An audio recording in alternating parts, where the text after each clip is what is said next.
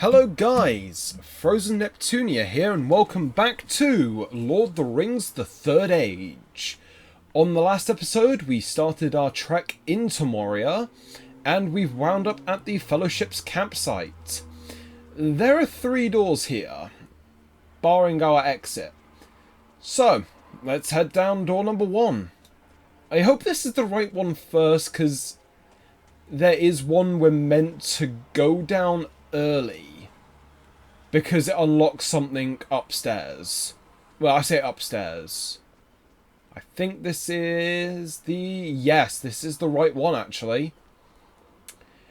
Okay, so... This area here, particularly...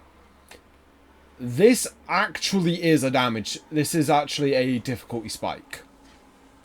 We are going to have a lot of force encounters in this area.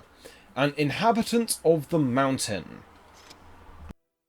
Not only the dwarves have inhabited these mountains, for this huge range divides Middle-earth east from west. Long ago, on the eastern slopes, orcs slew Isildur, the king of Gondor, and have since infested these crags. Other creatures, such as Gollum, also sought refuge here.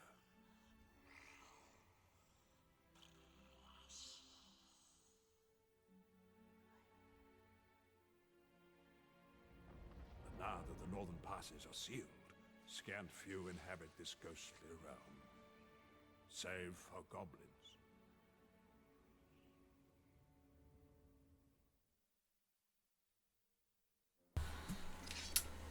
Right. Yeah, because as I was saying, this area is... I am saving here. Because there's going to be the first of many unique types of fight.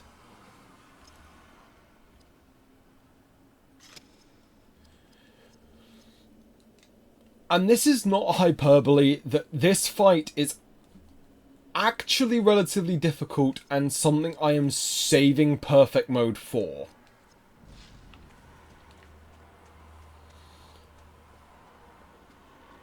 And the first encounter, like, it's not until, like, a bit down the road. Okay, so 2 archers. These are easy to deal with. Wow, Israel now just one-shots them.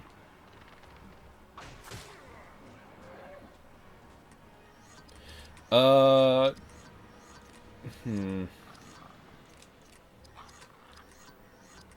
I wanna... Yeah, let's just hit you with that.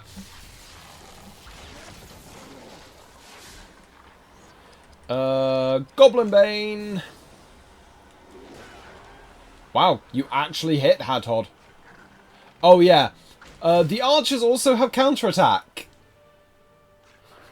Yeah. It can be a bit annoying when you're going through, you're low on health, you attack an archer, don't kill it, counterattacks and one-shots you. Yep, that's actually happened to me before. Like, not in like a previous recording, no, it happened a lot when me and my brothers used to play this game. Stop pressing square! Yeah, let's just put more into strength. Because strength also does increase your health slightly, but not as much as like upping const. The general rule of this game is try to kill enemies before they kill you. So const isn't... It isn't really a stat you should, like, focus on. Because I know I made that mistake when I first figured out you could increase stats. Is I just basically funneled everything into Hadhog's con. And then regretted it later on. Because he just dealt no damage. Especially in a very specific difficulty spike. Okay, so... I am going to... where is it? Old Toby. Leaves with Old Toby. There we go. I am going to make sure to increase... Yeah, make sure you... Like, most people are going in at relatively full health. Listen. What is this? Fool of a took. Throw yourself in next time. Rid us of your stupidity. Wait, I see something. What do you say to this, dwarf? That would be a key to a very important item. Something kept at the throne room. Perhaps a book of secrets. Can you lead us there? Time is running out. I think we have found more than we bargained for. It is a Balrog of Morgoth. We must master our fear. Follow that creature. It is our only way out. It is no use. The path is destroyed. We must fall back and find another way.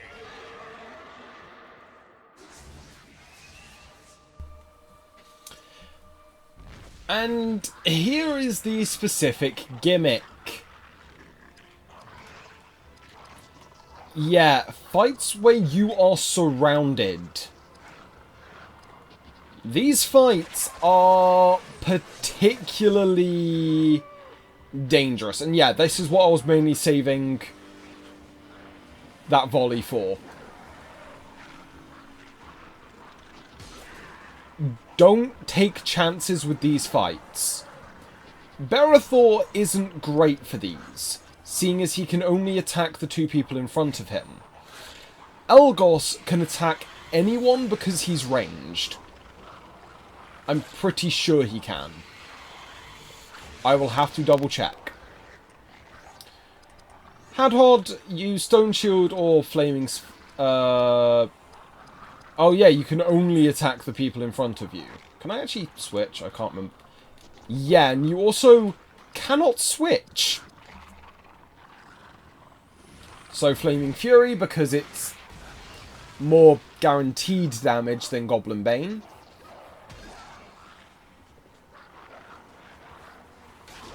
So yeah, this fight can actually be... like... It's more the amount of turns they get over you that it's like it adds up. And I'm going to Haste of the Elves. Because I'm pretty sure that they can attack anyone while you can't. Oh. Uh-oh. Okay. Yeah, because you see there, like, that was Elgos's opponent. And he attacked Idriel. This is the dangerous part of this fight. I'm gonna want...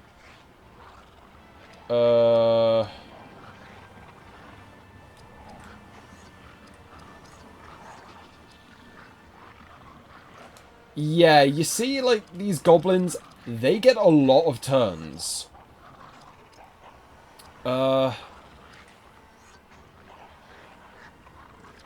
I'm going to have to... let's... Bag of Old Toby. Yeah, not the best healing. But yeah, I'm relying... Ooh. Ooh, that was... Oof. See what I was talking about? Like, this isn't really a fight you take chances with. Like, I would... Like, I'm playing this fight very aggressively. And I can't use... I can use Haste of the Elves on... Actually, no, Gift of Elrond.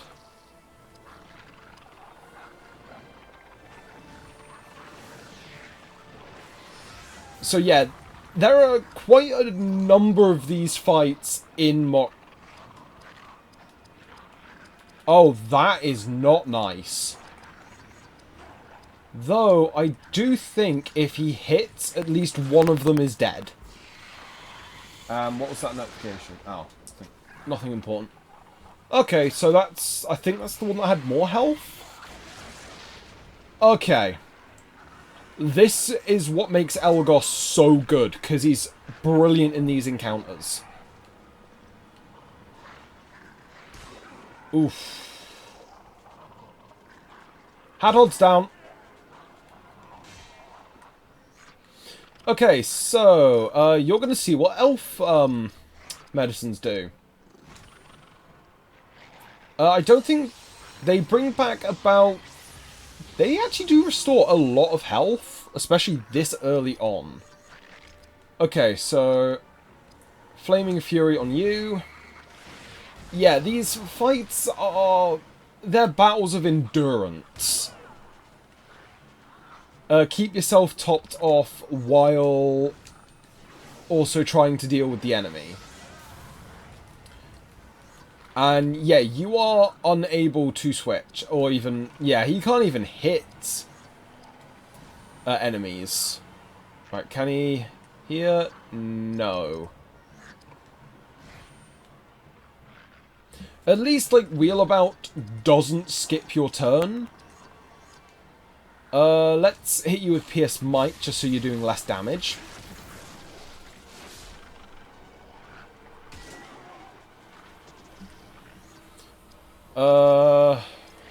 Wheelabout. Yeah, this is the major problem with these fights. Even though you're ranged, you can't actually hit the enemies from anywhere, because you can only attack the ones directly in front of you. But yeah, that's the first, but not the last. Like, some of those encounters can get absolutely evil on you. Like, if you do not have perfect mode, you're gonna struggle. And we get a really good item for Hadhod here. Okay, question updated. View Middle-earth scene. The secret door. Long ago, the elves helped dwarves hide their doors. Yes, there is a secret way through Moria, but I did not need to search for it as you must. I cannot reveal the secrets of the elves. You must learn them yourself. The dwarves designed their defenses so they might emerge from hidden doors and surprise their foes.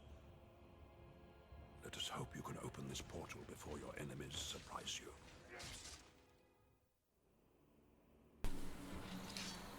Okay, so everyone's got a little bit of a level up. Okay, so let's put... I'm gonna start, like, funneling some points into speed as well. Like, Idriel, like, she gets actually quite a large speed increase on level up anyway, but it's more for the slower characters, so let's just round that up to 20 and start just funneling everything into Spirit. Berethor, let's go 1 speed, 1 strength, 1 speed. Because speed affects turn order, and that is important.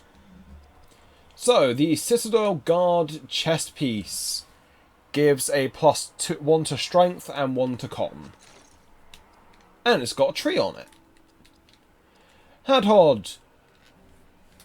Yeah, this lowers his speed by 1, but greatly increases his strength. Yeah, it's... Okay, so it's one of those axes where it's like... Like, if you're, like, only caring about, like, big number, then, keep it.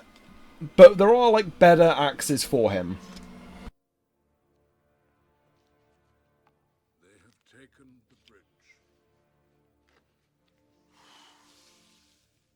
And the second hall. We have barred the gates, but cannot hold them for long. The ground shakes. Drums. Drums in the deep. We cannot get out. A shadow moves in the dark. We cannot get out.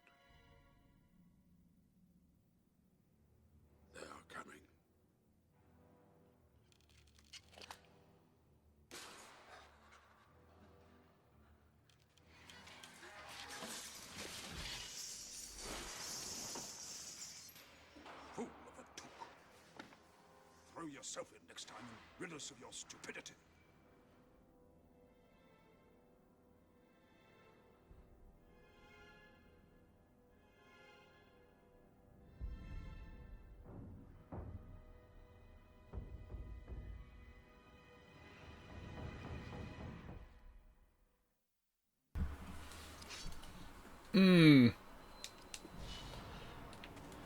That's still a part of the movie I still really like, because, to be fair, actually, I think it is, yeah, if we continue on, there are, like, a few, like, little, there's, like, a few other bits to get. Yeah, Hadhod is not known for having, like, any sort of speed. So I'm actually going to switch back to Elgos, who I think actually does have the fastest moving speed out of all the characters. But there's another item box down here. Dwarven Black Iron Greaves, Slime of Orthanc, and Goth something Ash. There is also nothing back here. Let me just equip that item onto Hadhod. So they actually give +1 speed. So they actually counteract the downside of the axe. Slightly. Okay, so yeah, just continue up here. Well, I've got to continue up this way to get back. But we are going to... There's going to be a lot of forced encounters on the way back. Which is... Well, there's one now. I think that was a normal encounter. Yep. These guys. So, Steadfast. Just pray you do not get ambushed by them. Because they can stunlock you to oblivion. Will he kill that? Nope.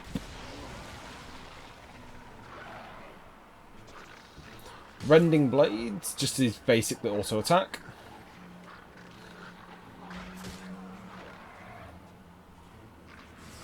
Yep, this is it. Stun Strike. You want to be immune to this at all times.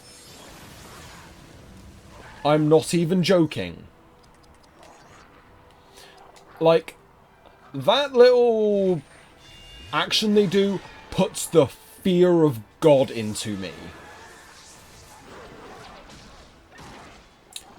And yeah, thank God that this game actually gets buffs done right.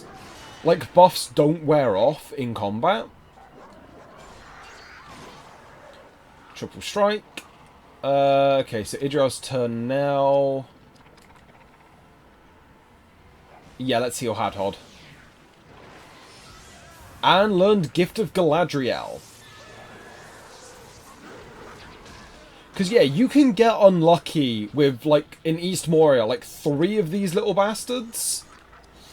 And just hitting you constantly. And... let's smack you with Citadel Rage. A way you can tell that Citadel Rage misses is I don't think he does the sort of ha noise when he does it.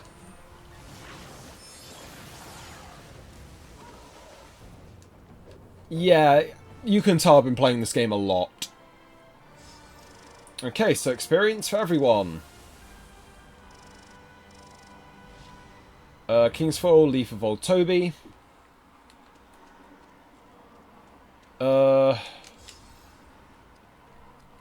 Hadhod, 2 points of spirit. Oh no, we had a third one. And yeah, let's put strength up to it. Okay, I'm not even sure what actually counts as like an air-based attack in this game. Like, 'cause I know like some enemies can like hit you with like wing beats.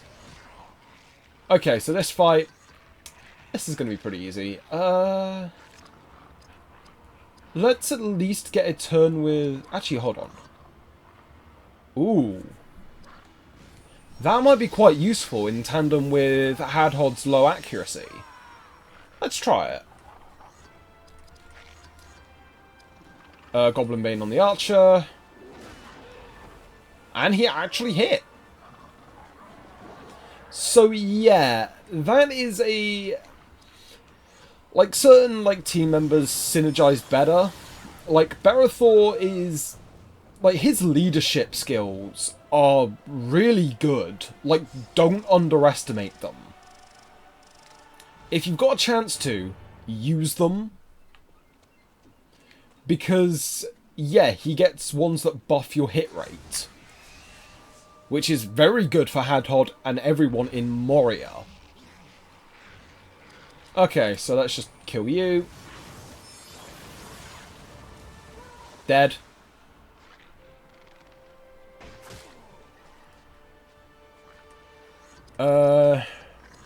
Company Valor again. And yes, that is the exact same model that the orcs were using in Aragon. Which I find really funny. Yeah, Goblin Bane is one of those attacks that actually feels like it's a Bane attack. I can't remember who else gets... Oh yeah, the next party member we get gets a couple of Bane skills. I think it's like Orc Bane, Uruk Bane, and Warg Bane. And yeah, I did say there's a lot of encounters on the way back out. Okay, so let's just try throwing out a Goblin Bane. Huh, hit. Without a buff. Okay, so you're low on AP, so switch you out. Pierce Might. Yeah, Elgos isn't exactly the type of person who can one-shot enemies. Like, that's probably like his biggest downside. Is... yeah. That's pretty much like his only real downside, is his early damage isn't that good, but he has, like, caveats to that. Stop pressing square! Okay, so 36 speed, that's good. Yeah, Idriel is the fastest character you get for a while. And just 1 point of speed. Because 60 strength already is nothing to sneeze at. Because it means on like slower enemies, like Berethor will hit like a freight train. Hadhod, you do have a little bit more freedom with your build. Because he does both actually quite well. Okay, so let's go straight for Goblin Bane. That is still quite a lot of damage, actually. I think that's the highest damage I can actually deal at this point in the game. Okay, so... I'm actually going to go for Creature Bane here.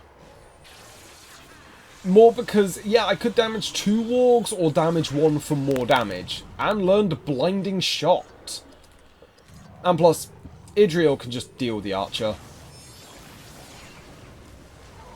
Ooh. That was a nice chunk of damage.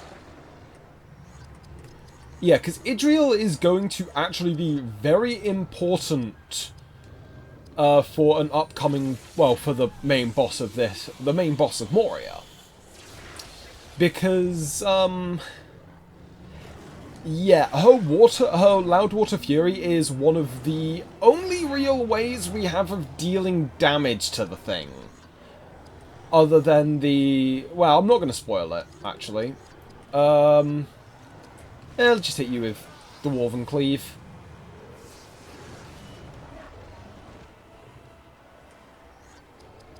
Okay, so, hit it with Loud Water Fury. Yeah, a lot of this game is very, kind of very spammy, like, you don't tend to deviate around certain attacks. And dead. So yeah, that's one of the bigger problems of this game, of like, you just tend to go for the move that just does the most damage. sometimes debuffs can help out, but not massively.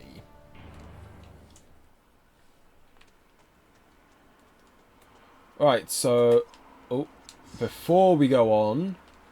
Stats. Buff up. Strength. Because, yeah, he's only 5 points away from, like, Barathor. Just 2 points in Spirit, because... Hadhod actually does have a really good strength growth.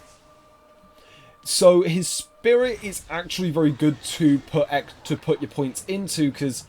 Yeah, 230, like, SP, that's... Well, AP, that's not bad. That's nothing to sneeze at. Because it means you can use Stone Shield a lot more. I will tell you now, Stone Shield is going to be crucial for the upcoming, like, big boss of Eastern Moria. Hopefully by then, I might grind up to get a Damaging Shield. Creature Vein. Because Elagos is getting 2 turns. Do I want to go for... Yeah, let's just go for Creature Vein again. Because I think, like... Yeah, there are only, like, 2 things that actually count as creature. Being Wargs and the Watcher. Right, so we're back up to the save point. But I'm actually going to call it an episode here. Because, yeah, this was one of the, like, longer paths of the 3 doors. Because there's one where you have to go, but the other 2 are kind of optional, but they, well, kind of optional, I say. But, I think this is a good ending point. So, as per usual, guys, I have been Frozen Neptunia, and I will see all of you lovable people in the next episode. Bye for now.